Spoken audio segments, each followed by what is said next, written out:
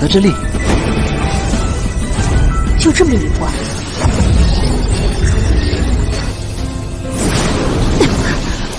？Yo, halo guys, kembali lagi di channel Imam Tantau di sini. Dan di video kali ini tentunya bakal melanjutkan alur cerita film Donghua yang berjudul Tears of Demon part ke-54 di season kelima.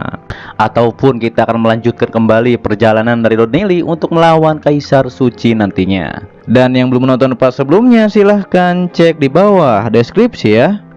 Kita lanjut dari part sebelumnya. Nelly pun merasakan kehangatan dan ini adalah kekuatan hukum cahaya. Namun karena terlalu hangat, Nelly pun merasakan tubuhnya sangat panas. Hingga akhirnya ia pun melompat ke dalam kolam. Nelly bilang apakah Yuyan tidak salah mengajarinya. Saat itu Yuyan menduga bahwa Nelly telah gagal merasakan kekuatan cahaya. Tapi jika gagal, mengapa Nelly harus melompat ke dalam kolam? Seakan seluruh tubuhnya terbakar. Nelly mengatakan tadi Yuyan menyuruhnya merasakan kekuatan hukum cahaya. Tapi yang ditemukan Nelly adalah matahari, sampai membuat Nelly seperti terbakar. Mendengar hal itu, Yuyan pun menjadi terkejut dikarenakan praktisi kuat saja butuh waktu 10 tahun untuk merasakan sedikit kekuatan hukum. Tapi berbeda dengan Nelly yang dalam sekejap bisa merasakan matahari. Ditambah lagi Dewa Cahaya saja harus berkultivasi secara ekstrim agar bisa menggunakan kekuatan matahari. Sementara itu Nelly berkata, ternyata semua yang ada di dunia ini terdiri dari kekuatan hukum-hukum. Hingga akhirnya Nelly pun akan terus mempelajarinya dengan kekuatan mata air hitam. Dengan begitu bisa memahami lebih banyak kekuatan hukum. Di saat itu, Nelly pun ditarik oleh kekuatan hukum matahari. Dan Nelly pun merasakan matahari sangat dekat dengannya.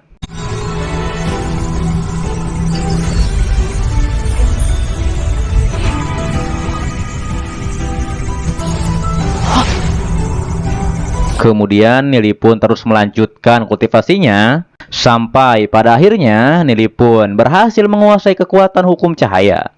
Terlihat di tangan Nelly juga terdapat kekuatan cahaya. Nelly pun mengetahui bahwa kekuatan hukum yang memenuhi dunia dengan tulisan misterius, sehingga dapat membuat aturan satu persatu. Nelly pun bertekad jika ia ingin menerobos ke ranah legenda, maka harus mempraktekkan kekuatan hukum ini. Ditambah lagi, Nelly juga mempelajari buku iblis ruang waktu yang bisa pergi ke alam lain. Nelly pun yakin ia bisa dengan mudah memecahkan misteri kekuatan hukum ini.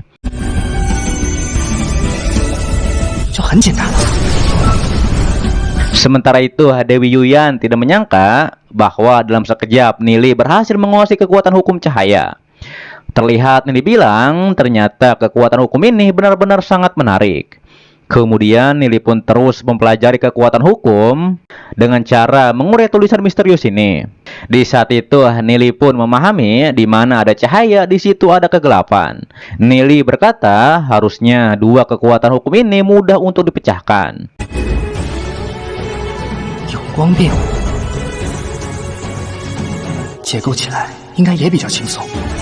Setelah hal itu, terlihat Nelly berhasil merasakan kekuatan hukum kegelapan yang masuk ke dalam tubuh Nelly. Kemudian kegelapan itu pun terus masuk ke dalam tubuh Nelly. Sampai akhirnya terjadilah ledakan di sana. Hingga akhirnya dua kekuatan hukum cahaya dan kegelapan sudah ada di tangan Nelly. Melihat hal itu, Dewi Yuyan menjadi sangat terkejut. Bahkan ia mengatakan bahwa ini tidak mungkin.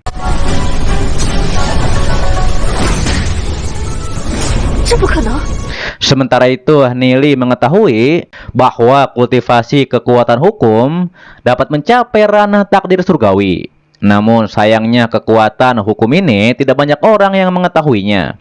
Tapi walaupun bisa menembus ranah takdir surgawi, tidak cukup kekuatan untuk menerobos keseimbangan hukum dan juga memasuki alam lain. Di sisi Nona Yuyan, ia tidak menyangka Nelly berhasil menguasai kekuatan hukum kegelapan setelah sebelumnya menguasai kekuatan hukum cahaya. Ia pun bertanya-tanya apakah Nelly benar-benar manusia. Kembali kepada Nelly, ia pun berkultivasi kembali. Nelly bilang dengan dua kekuatan hukum ini akan membuatnya menjadi lebih kuat untuk menghadapi perang nanti. Berpindah di tempat lain, Tuan muda pun menjadi sangat marah mengapa hanya 2 anak buah Xiaolang yang kembali. Dikarenakan harusnya Nili juga bersama mereka. Bawahan Xiaolang berkata Nili pastinya tidak akan mati semudah itu. Mereka mengatakan Nili bisa melakukan apapun. 这公子没死啊！对不起，看来是有备而来啊！这样还可以那样。 Ditambah lagi Nili juga menyuruh mereka membuat tali yang sangat panjang, yaitu untuk turun ke dasar jurang mata air hitam. Mendengar hal tersebut, kepala desa berharap Nili kembali hidup-hidup. Dikarenakan ia bingung apa yang harus dikatakan pada orang-orang dari kota Glory jika mereka sampai ke desanya. Ditambah lagi mungkin suku Tianyun bisa langsung dihancurkan oleh praktisi dari kota Glory. Sementara Dewi Yuyan mengetahui sebelumnya Nili bilang punya cara untuk mengembalikan tubuh dewanya. Ditambah lagi jika Nili terus menggunakan kekuatan hukum untuk menempa tubuhnya, maka fisik Nili bisa menerobos ke tingkat legenda. Terlihat Nili juga mengetahui jika ia memiliki tubuh yang kuat itu akan lebih aman. Bahkan senjata tingkat emas hitam saja tidak akan bisa menembus tubuh Nili. 能达到传奇级别了。这样的龙血之身，黑金级的武器砍都砍不。 Setelah hal itu, Nili pun berubah menjadi roh iblis pandanya. Ia mengetahui sekarang roh iblis pandanya memiliki kemampuan baru, yaitu bisa menggunakan 2 kekuatan, cahaya dan kegelapan. Nili juga mengetahui ketika 2 kekuatan ini menyerang akan memiliki efek serangan yang mematikan. Kemudian Nili pun menyatukan 2 kekuatan tersebut. 一旦2种力量攻击到一个人，看来我想的没错，就沿着这个思路。没想到还有这样的。 Saat itu Nili pun mengecek roh bayangan iblisnya yang nampaknya memiliki kecepatan yang lebih cepat.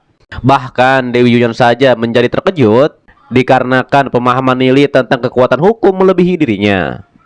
Terlihat Nili mengetahui 2 kekuatan hukum ini membuat roh bayangan iblisnya lebih cepat ketika melarikan diri. Saat itu Nili pun bertekad ia akan meningkatkan keterampilan yang lebih kuat nantinya. Setelah hal itu, Dewi Yuyan menanyakan bagaimanakah caranya Nili membentuk tubuh dewanya kembali. Mendengar hal tersebut, Nili pun mengetahui Dewi Yuyan baru percaya padanya. Nili bilang memahami kekuatan hukum seperti mengendalikan pola prasasti dari salah satu elemen. Nili pun hanya perlu membentuk pola prasasti kembali. Dengan begitu, tubuh Dewa Yuyan perlahan-lahan akan diperkuat. Ditambah lagi, kekuatan hukum api langit dan bumi akan dimasukkan kembali ke dalam tubuh Dewa Dewi Yuyan. Ataupun Nili harus memasukkan pola prasasti ke dalam tubuh Dewi Yuyan. Nili menjelaskan jika Dewi Yuyan melakukan perjalanan untuk menyerap kekuatan hukum api, maka pemulihan tubuh akan lebih cepat.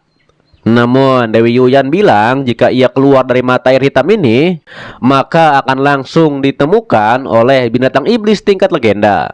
Terlebih lagi, walaupun Nili bisa membentuk kembali tubuh dewanya, Dewi Yuyan hanya ada di tingkat legenda. Tapi di saat itu Nili pun memiliki cara, yaitu ia dapat menggunakan pola prasasti untuk mengatur formasi meniru nafas Dewi Yuyan. Dengan begitu dapat menggunakan pola ini untuk menyembunyikan nafas Dewi Yuyan, sekaligus juga membawanya keluar dari sini. Hingga akhirnya Dewi Yuyan pun setuju dengan ide Nili. Kemudian Nili pun masuk kembali ke dasar kolam mata air hitam. Setelah hal itu, Nili pun memasukkan pola prasasti ke dalam tubuh Dewi Yuyan. Namun di saat langkah kedua, Nili melihat ingatan Dewi Yuyan, yang dimana di saat itu Dewi Yuyan pun terjatuh dari langit.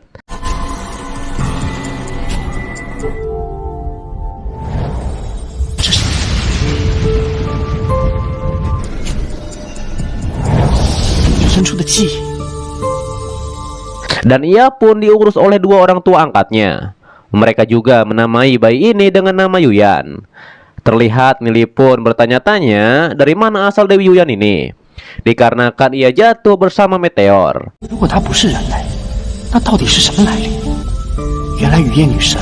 是伴随着一颗 Saat itu Nili juga melihat 5 cahaya emas dari Dewi Yuyan. Nili pun mengetahui cahaya ini jauh lebih dalam dari kekuatan hukum. Nili pun menduga ada rahasia besar yang tersembunyi dalam tubuh Dewi Yuyan. Kemudian Nili pun mempercepat memasukkan pola prasasti pada tubuh Dewi Yuyan, dikarenakan kekuatan hukum akan segera habis.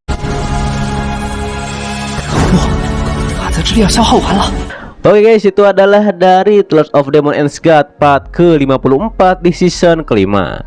Dan untuk part selanjutnya akan diupdate hari Rabu depan ataupun Kamis paling telat, oke? Dikarenakan memang dari Lord Nili jatahnya adalah seminggu sekali tiap hari Rabu ya. Dan terima kasih buat kalian yang menonton sampai detik ini dan selalu mensupport channel admin. Admin pastinya selalu mendoakan agar kalian baik-baik saja dan juga sehat-sehat buat keluarga di sana, oke? Dan pastinya agar tidak ketinggalan setiap notif berikutnya yang belum subscribe silahkan subscribe. Dan sampai jumpa kembali di video selanjutnya. Till next time and bye-bye.